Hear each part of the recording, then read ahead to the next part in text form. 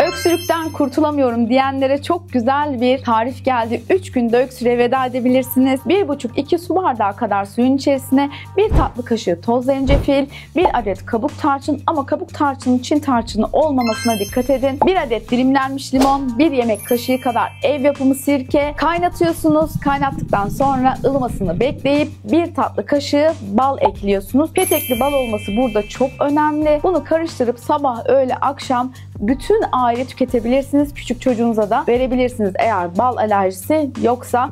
Öksürüğe 3 günde veda edeceğinizi siz de göreceksiniz.